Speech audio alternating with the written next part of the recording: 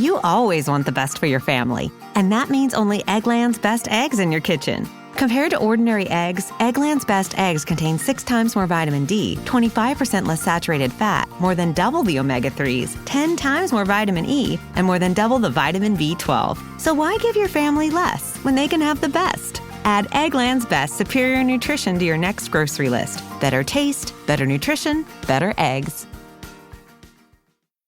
Before we start, I just wanted to let you know that I'm uploading Season 2 of English with Dane to my YouTube channel in case you prefer to listen to it there, or if you're considering canceling your Spotify subscription, or if you recommend the show to someone who doesn't use Spotify, etc. You'll find the YouTube channel under English with Dane, of course, and for now I've uploaded the first 2 episodes, but we'll keep uploading more on a daily basis.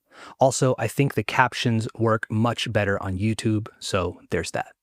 All right, let's start the show. Hey, what's up? What's going on? Welcome to another episode of English with Dane, a podcast designed to help you enjoy the process of perfecting your English. As always, I'm your host, Dane, and you can find me on Instagram and TikTok at English with Dane. On this episode, we're going to focus on vocabulary. We're going to read through an article and extract a bunch of new words that you can add to your arsenal and express yourself better and in a way that is more true to you.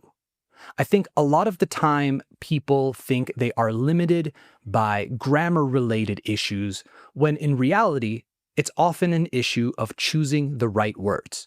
The more words we know, the more efficiently and accurately we can communicate. I think speaking slowly and choosing your words wisely, con sabiduría, wisely, is a much better goal than being able to speak quickly. Pace isn't as important when your economy of words is where it needs to be. I was listening to a podcast the other day, and the guest was Sam Harris, who, if you've never heard speak or express himself, I really think you should, because it's a treat. He speaks slowly, but he's so accurate with the words he chooses, it's sometimes almost overwhelming how well he gets his points across.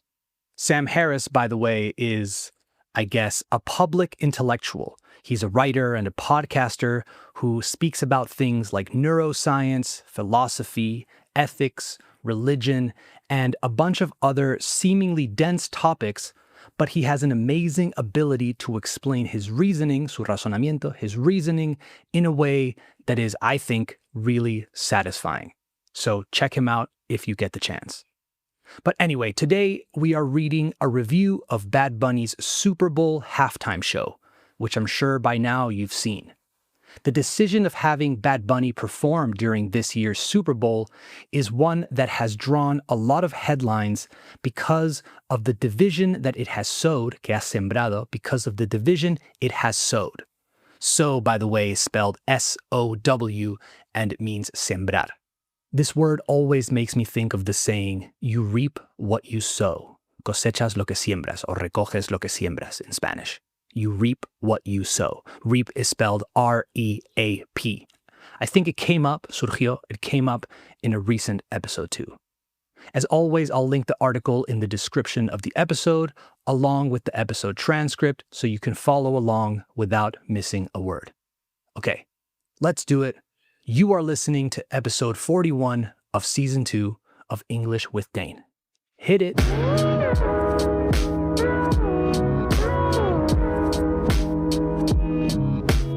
All right, the article is called Bad Bunny's Halftime History Lesson. The superstar showcased Puerto Rican pride during a 13-minute set that turned a global opportunity into an intimate, personal performance. Written by John Garamanica.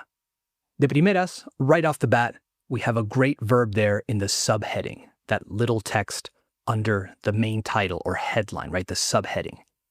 To showcase. To showcase means to present or highlight, presentar o resaltar, to present or highlight something in its best light, let's say. So you want to demonstrate its value or quality, or maybe capabilities too. Maybe you go to an exhibition that is showcasing local artists, or maybe a movie trailer really showcases the cinematography of the movie itself. Let's keep going. There is perhaps no stage more visible than the Super Bowl halftime show, viewed each year by upward of 100 million people. And there are few, if any, performers in pop more popular and embraced than Bad Bunny, the 31-year-old Puerto Rican superstar who has been one of music's dominant global innovators for a decade. It would seem like an ideal match, an epic platform for an epic performer, an alignment of grand-scale ambition and execution. And yet, Bad Bunny did something quite novel with his Super Bowl performance in Santa Clara, California on Sunday night, turning it into an extended presentation on how to make a global opportunity intimate, personal, and historically specific. Like his sixth solo album, Debí Tirar Más Fotos, which a week ago made history as the first Spanish-language album to win the Grammy's top honor, and his 31-show residency in San Juan, Puerto Rico last summer, he assiduously brought people to him on his terms. Here, it started in the sugarcane fields, once Puerto Rico's cash crop, and a source of rampant labor exploitation. Bad Bunny began his show with the frisky Titi Me Preguntó from 2022, walking amid laborers in pavas, chopping at stalks and tall plants forming something of a labyrinth. He strode past vendors of coco frio, tacos, and piraguas, a pair of boxers sparring, a table of older gentlemen playing dominoes, women at a nail salon. This was Bad Bunny's private Puerto Rico, a place of cultural joy and political complication.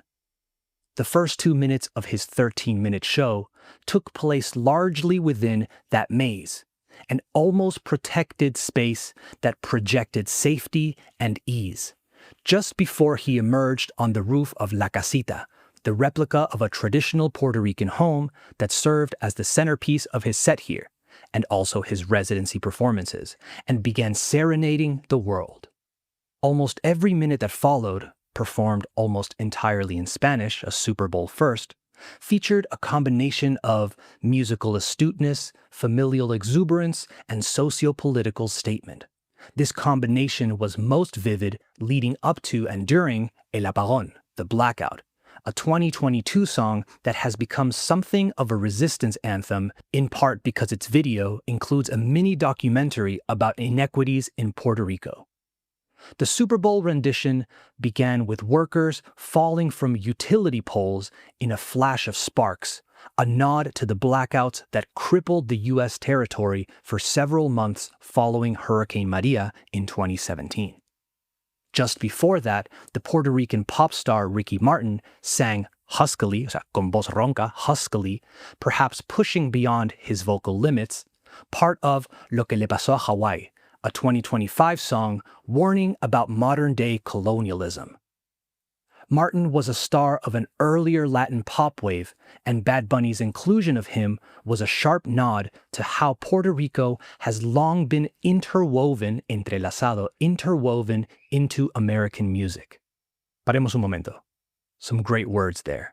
First, I want to talk about upward of. The sentence was, viewed by upward of 100 million people. You can say upward or upwards con ese al final. Either way is fine. Obviously, it means more than, right? More than 100 million people. But it's a great little phrase that you can throw in that sounds a bit smarter, let's say. You can say more than, sure. But why say more than every time? Maybe at work, you can say, there were upwards of 200 people at our last event. And you sound just a little bit better. So remember that one. Upward of, or upwards of if you want. Both work. We had the term cash crop in there too, referring to sugarcane, caña de azúcar, sugarcane. The term cash crop refers to a crop, un cultivo, a crop that is primarily sold for profit as opposed to the farmer's own use or sustenance. I did a little bit of research, and sugarcane holds a very important place in the history of Puerto Rico. Puerto Rico built much of its colonial economy around sugarcane, which dominated agriculture from the Spanish period through U.S. rule. It also says sugar plantations dieron forma, they shaped land ownership, labor systems, and wealth concentration, leaving long-term economic and social consequences that outlasted the industry itself. O sea, que duraron más que la industria, that outlasted the industry itself. Of course, this means that Puerto Rico's sugarcane industry relied on the systematic exploitation of enslaved Africans and later poorly paid rural laborers, trabajadores rurales, rural laborers working under really brutal conditions. It's a similar situation to that of the cotton and tobacco industry in the United States, which was, of course, also built around the slavery and exploitation of Black Americans. So in the same vein, wealth flowed outwards, hacia afuera, to colonial powers and foreign companies, while local workers remained trapped in poverty with little political or economic power. That phrase, by the way, in the same vein, vein spelled V-E-I-N, como suena, just means in a similar way or idea or theme, in the same vein. I also wanted to quickly talk about the word nod, spelled N-O-D. The sentence was, the Super Bowl rendition began with workers falling from utility poles in a flash of sparks, a nod to the blackouts that crippled the U.S. territory for several months following Hurricane Maria in 2017. So a nod to the blackouts. In this case, a nod is a reference or an acknowledgement, un reconocimiento, an acknowledgement. So it's a symbolic reference to the blackouts that crippled, que paralizaron, o afectaron gravemente, o dejaron inoperativo, that crippled the U.S. territory for months after Hurricane Maria in 2017. A nod. Esta es una palabra que también vas a encontrar como verbo de vez en cuando, to nod. To nod means asentir. Seguro que es algo que lees en libros de vez en cuando. Something like, she asked him if he understood, and he nodded. Asintió. He nodded. And also real quick, the word strode was also in there.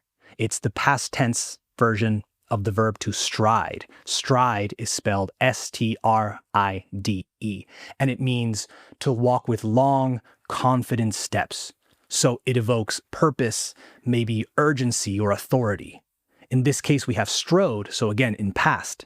The sentence was, he strode past vendors of coco frio, tacos, and piraguas. So he walked confidently past them. Seguimos. Voy a intentar no parar tanto, but there are just so many great words that I want to talk about. Okay, it continues and says, Bad Bunny underscored, otra manera de decir resaltó, Bad Bunny underscored that further by playing quick snippets, pequeños trozos, quick snippets of early to mid-2000s breakthrough reggaeton songs from Don Omar, Tego Calderón, Héctor el Father, and Daddy Yankee, whose 2004 hit Gasolina was a foundational track of the genre's global explosion. Sadly, none of those stars were present. He also showcased Toñita, the matriarch of a long-running Puerto Rican social club in Williamsburg, Brooklyn, which Bad Bunny appeared at last year and shouted out on his Debí Tirar Más Fotos track Nueva York. Debí Tirar Más Fotos is a narratively and sonically ambitious album about restoring one's connection to home and to heritage. Part of understanding history is honoring it, and part of understanding history is knowing when to call attention to its tragedies. Which is why early in his set, Bad Bunny performed an ecstatic Yo Perreo Sola, an anti-misogyny statement from 2020 that's one of his most popular songs and also one of his most proactive, taking the reggaeton community to task for its dismal treatment of women. Dismal, spelled D-I-S-M-A-L, means depressing, right? Desolador in Spanish, I'd say. Dismal. His delivery of it here on the roof of La Casita was emphatic, and also the soundtrack to a party. At his residence, La Casita was a place for the well-known to watch the show while also being a part of it. Members of the Porch crowd on Sunday included Cardi B, who has collaborated with Bad Bunny and is partly of Dominican heritage, the Colombian superstar Karol G, another collaborator, the Hollywood star Pedro Pascal, who was born in Chile, the Mexican-American actress Jessica Alba, the Venezuelan baseball star Ronald Acuña Jr., and the rising Puerto Rican star Young Miko, something of a Bad Bunny protege. It was a quietly pointed array or array of cultural forces across media, a statement of Latin American unity and independence. The influencer Alex Earl and the nightlife impresario David Grutman were there too. Ojo que se puede decir impresario en inglés, pero con I al principio, impresario or impresario. The night's only hiccup, como momento más flojo, let's say, the night's only hiccup was Lady Gaga's fine but arbitrary performance of Die With a Smile, a song with no true connection, thematic or musical, to Bad Bunny's catalog, and the only one performed in English. It was something of a mystery, notwithstanding the added salsa rhythm section provided by the Puerto Rican outfit Los Sobrinos. For what it's worth, Cardi B was literally right there. A version of I Like It, their genre-crossing pop smash with J Balvin, would have been welcome. The blue of Gaga's dress was perhaps a nod to the Puerto Rican independence flag, which later in the show, Bad Bunny levantó, hoisted over his shoulder while he delivered El Apagón. Ahí está, nod otra vez, but this time you know exactly what it means. Notwithstanding, what a great word. Todo junto, por cierto, notwithstanding. Notwithstanding means despite, or in spite of a particular circumstance. The sentence was about Lady Gaga's part in the performance. It said, it was something of a mystery, notwithstanding the added salsa rhythm section provided by the Puerto Rican outfit Los Sobrinos. In Spanish, we'd say no obstante or a pesar de. Seguimos. There are many modes of political positioning. Outright sloganeering, encoded messages, visual cues. Freedom and joy themselves can be acts of resistance. All of those were present during this performance, though there was no moment as direct as Bad Bunny's Ice Out call at the Grammys a week ago. Instead, he led dozens of dancers in ornate choreography, pointedly including same-sex pairings.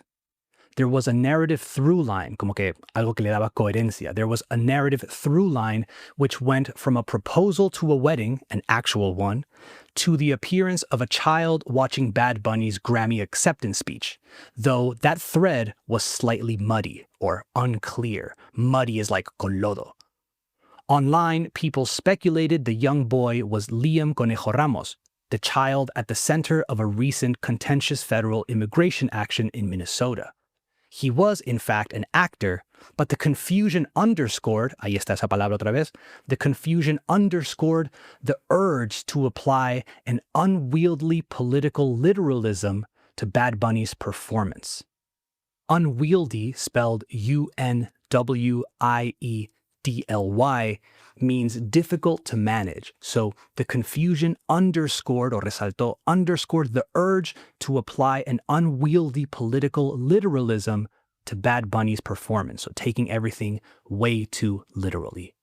For some, the mere fact, el simple hecho, the mere fact of Bad Bunny's selection for the halftime show could only be read as a political statement.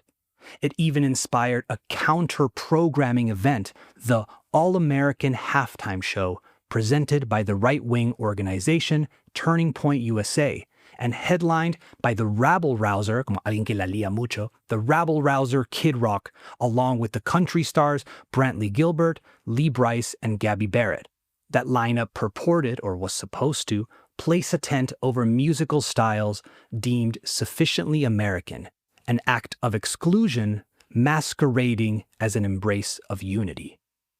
But Bad Bunny's tent was, and always has been, far bigger, far more musically generous, and far more imaginative. Near the end of his performance, he shouted, "God bless America," then ran through a list of the countries that make up South, Central, and North America, from Chile all the way up to Canada. He held out a football that read, "Together we are America," and then spiked it, la tiró al suelo como después de un touchdown, and then spiked it before his final song, "Debí tirar más fotos."